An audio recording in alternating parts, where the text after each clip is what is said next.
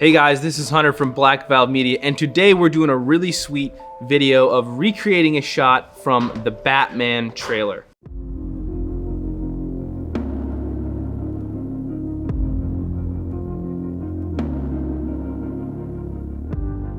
So we picked this shot because it seems pretty simple, but in reality, like based off the size of the camera and the lens, it's probably was a difficult shot. And we're speculating it was second unit based on the way it's set up and the way it looks and based on the real set. I think it was done somewhere completely different than the actual scene where you see the Riddler sitting at the diner table. So I think this shot was done on a set or like in a studio.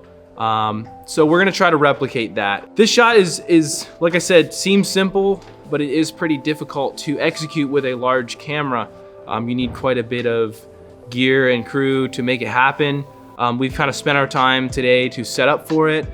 And we're gonna walk you through 3 levels of budget or setup, basically from the easiest to the most advanced that we can do here today. And we're gonna give you a little shootout to see what the results of each setup will be. So the shot itself is really not that complicated, but we're gonna show you kind of the process to actually accomplish that shot.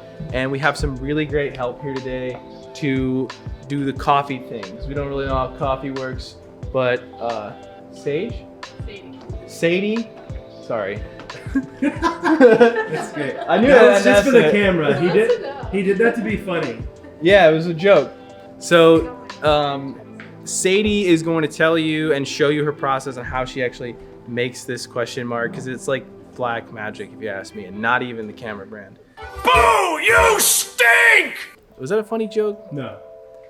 All right, just cut it out. Okay, so we are recreating the question mark on the coffee mug in the video. So basically you just need espresso and milk. So you just tamp the espresso into the thing. Put it in here. We're gonna brew 2 shots into the mug. So what I'm gonna do is I'm saving a little bit of the espresso just in this, because I'm gonna use that to make the question mark at the end. So now I'm steaming the milk. So basically I'm just aerating the milk as much as possible.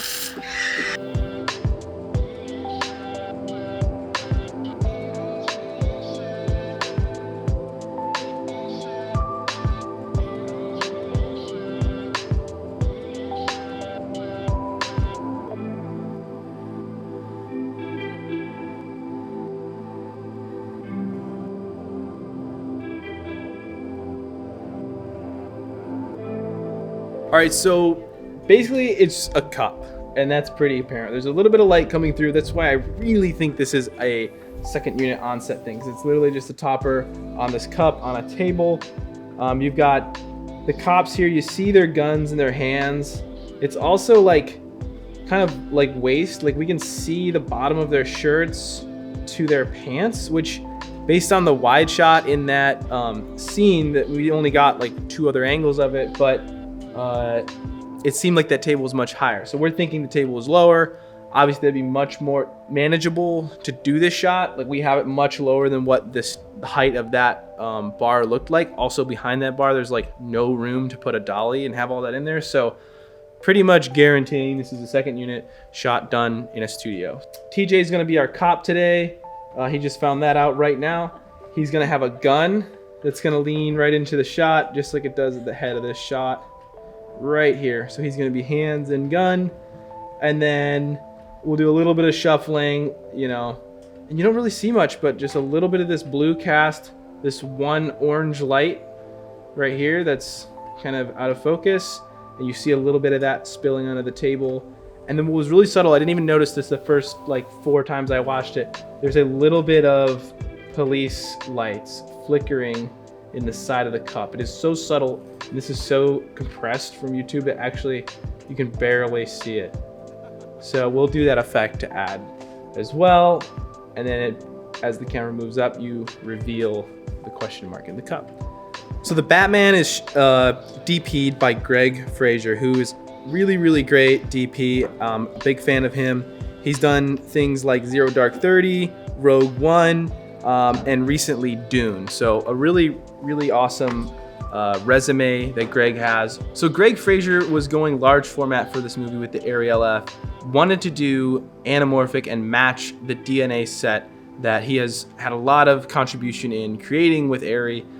So they took Arri Master Anamorphics and modified them to cover full frame and give that DNA look. So getting the cameras ready for this project is really just one piece of the puzzle. To make this shot seem very similar, we wanted to get together a few items. Now, the cup was a big thing. I wanted to have the white and green just so the color was all the same, and the color theory of that shot worked just the same. So we just got the cups, and we got two options. One of them is more like the shape and the plate is more like the shot, and the other one is like the exact design, but it didn't come with a plate. So we just like, this is like the exact design of the cup. All right, so let me give you a little walkthrough of what we've done to set up this scene. We started like with this short backdrop. We were just gonna use this area, but it was definitely not enough space to create the depth that we needed for this shot. And you know, if you think about that diner, it was so small, like, so it has to be a set. I just really hope someone who is actually on set can be like, no, we actually did it there. But hopefully someone will comment and be like, yeah, it was second unit, we were in a studio. That's what I believe. Hopefully anyone will watch this video. Hopefully someone will watch this video. Probably won't. So Julia, our lovely assistant, our lovely boss, has been bossing me around all day. I keep telling her the wrong thing, but she finally got it right. Not that I told her the right thing, but she got it right through context clues of many trial and error of me telling her what I need. So we've got all these black backdrops set up just to block off all the light, because this end of our studio is very bright, has a lot of windows. So just since it's a large area that we needed, we just blocked it all off. So the basics, we have this shit piece of a desk that has a lot of the same characteristics as that dining table. So there's a little bit of imperfections. I think we won't really notice it once it's on the camera. So, you know, it's close enough. It's what we got. We've got a aperture Nova as our cop light. So that works to get that little shimmer of police lights. We have a aperture 300X as our topper, set to 5600. The camera set to 4300.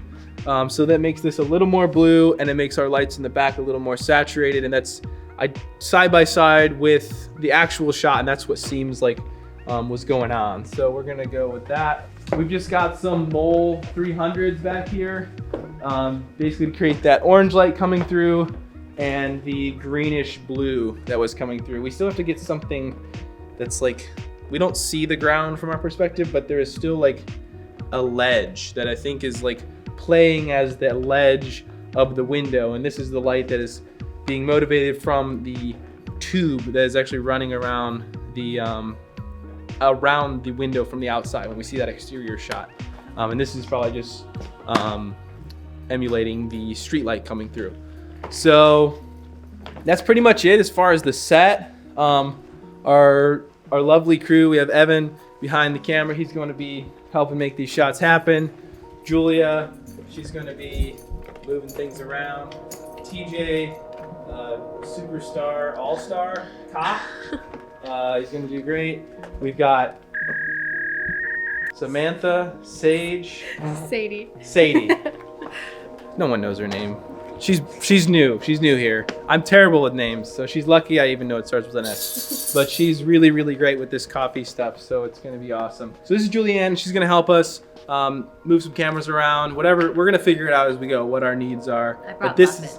She got muffins here, and that's all I was worried about, honestly. So this is our small crew of heroes, and we're going to make it happen. All right, so some things we've learned as we were setting this up.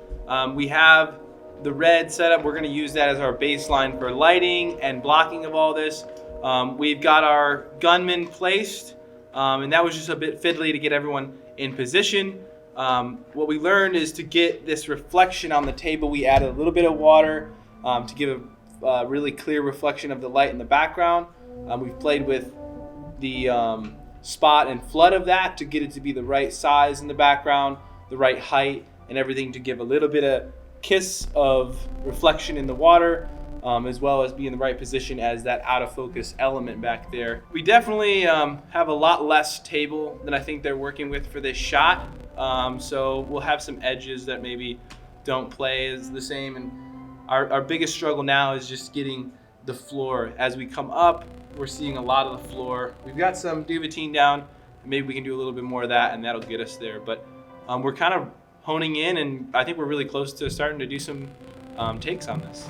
All right, so for our lowest tier of our 3-tier system that we're doing to shoot this shot, our lowest tier is a Pixel 6 because it has the telephoto mode. This is Evan's phone, so it's kind of nice to have a little longer lens because it is a little more compressed of a shot.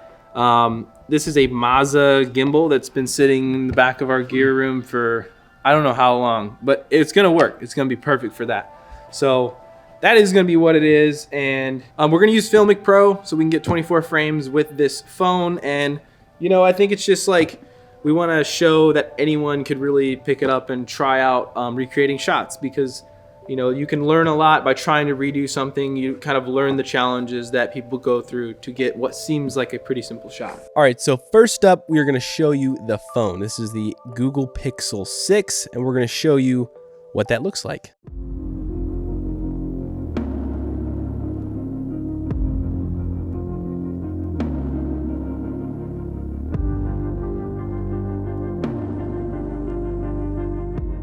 Our mid-tier rig is no slouch. It is a Sony a7 III with a Sigma 51.4 on it. This is on a Ronin S. Great little run and gun. I know a ton of people are gonna have this setup or something similar or close to. So we're gonna show that you could, you know, practice a shot like this and try to recreate something at this budget level. So things can only get better, right? We're gonna check out the Sony a7 III on the Ronin S. It's actually maybe worse.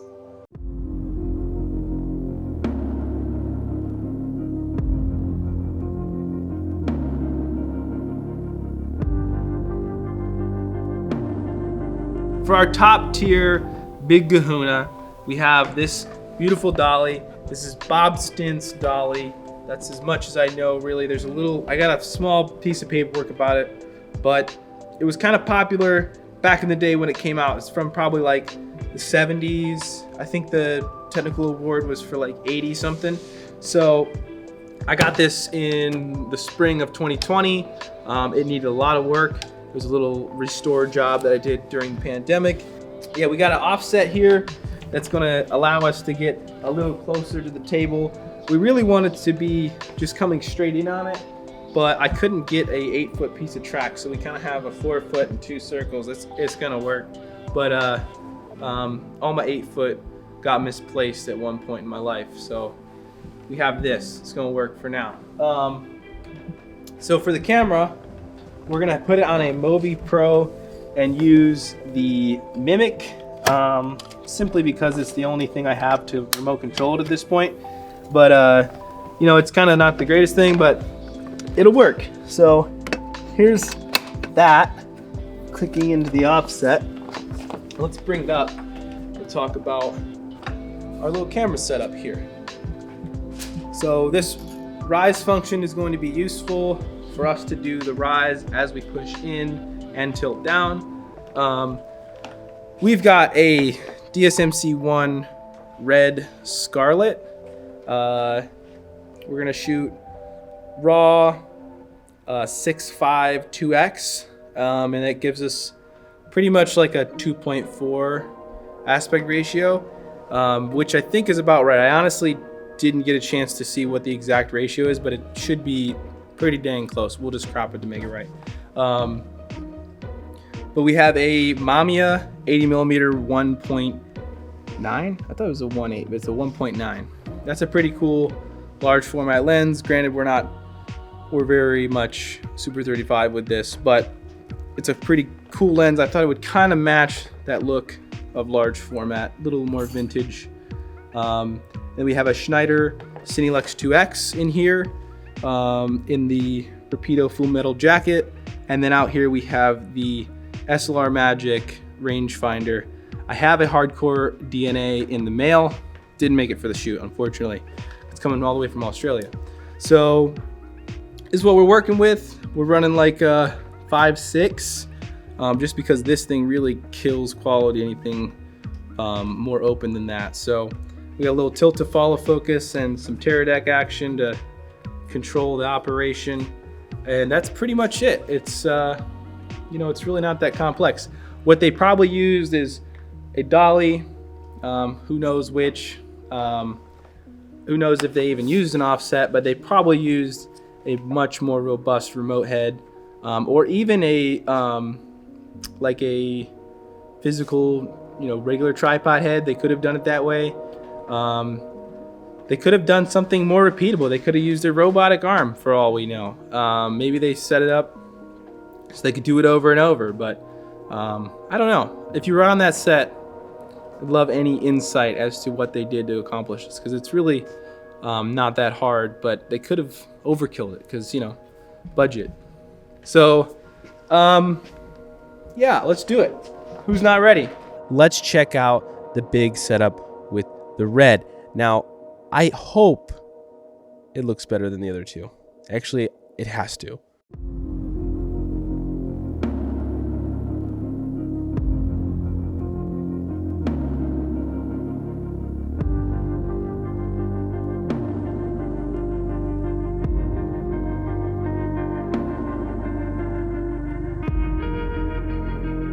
So there was our 3 versions of the shots. Now, the phone and the Sony, we had very little time to do. We were running out of time. We really wanted to try to get our bigger setup done first because we knew it was going to be the most difficult.